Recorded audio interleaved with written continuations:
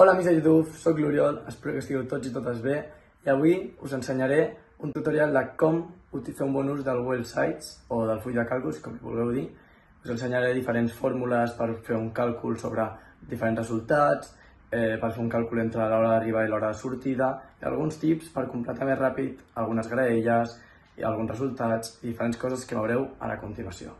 Molt bé, ja estem dins del full de càlculs del Google Sites i ara us ensenyarem a fer les diferents coses. Començarem posant la paraula participants en plural perquè a baix, a la casella número 2, enumerarem la paraula participant de l'1 al 7. Molt bé, el primer truquillo que utilitzarem és, per no haver d'escriure la paraula participant 1 participant 2 contínuament tot el cop, portarem participant 1 i participant 2 perquè el Google Sites ja entengui el que volem posar. Subratllarem aquestes dues i arrossegarem cap a baix fins a la casella de nombre de participants que vulguem. A continuació posarem l'hora de sortida, l'hora d'arribada i el temps total que hem trigat per més endavant o enumerar-ho i fer les diferents fórmules i els diferents trucs que utilitzarem per completar-ho més ràpid. Molt bé, començarem a posar l'horari que és l'hora de sortida, que posem que sortirem a les 3 de la tarda i utilitzarem la mateixa tècnica subratllant els dos primers i allargant perquè es completi a tots l'hora de sortida, que com és una cursa, a tots és la mateixa. Després anirem a l'hora d'arribada i la completarem amb els diferents horaris de la gent que vagi arribant. Molt bé, després anirem al temps total. Posarem igual, que és com s'inicien totes les operacions. Seleccionarem la casella C2 i la restarem per la B2. Així ens donarà la resta de l'hora de sortida a l'hora d'arribada. Com veieu, encara que les últimes 4 caselles no estiguin completades, posa un horari que està malament perquè no hem posat una dada de l'hora d'arribada i com veieu, quan l'anem completant es va ficant el temps que han trigat en fer-ho.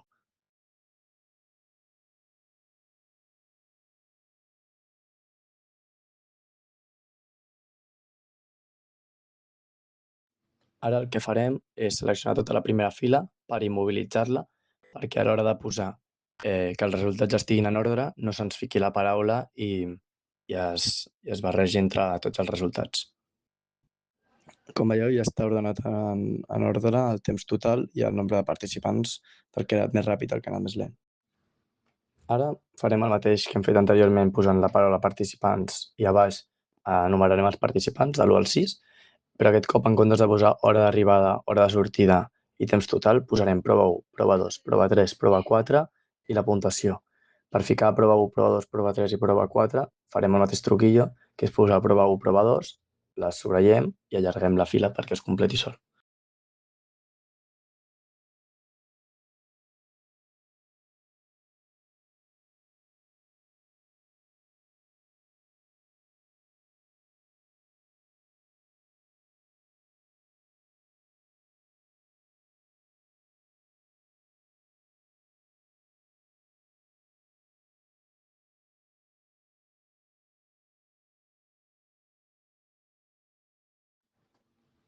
Posarem la nota dels participants en cada una de les proves que han tret.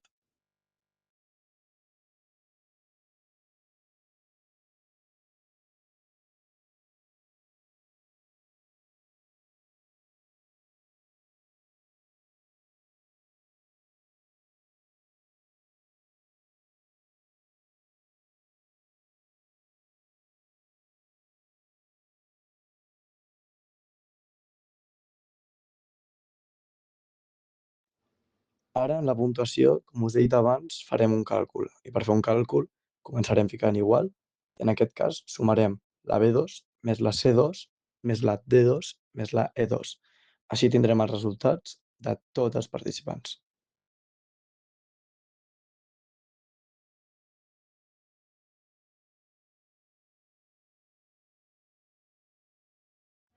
Ara el que farem és subratllarem per agafar la primera fila i la immobilitzarem com hem fet abans.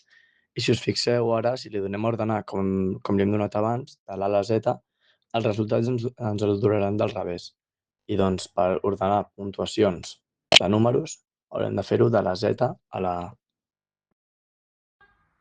I bueno, fins aquí el vídeo d'avui, espero que us hagi agradat. Ara ja sabeu com fer un bon ús del Google Sites i com anar més ràpid a l'hora de posar resultats, fer càlculs i ja sabeu alguns tips que us he donat. I bueno, no oblideu donar-li like, subscriure-us i espero que us hagi agradat.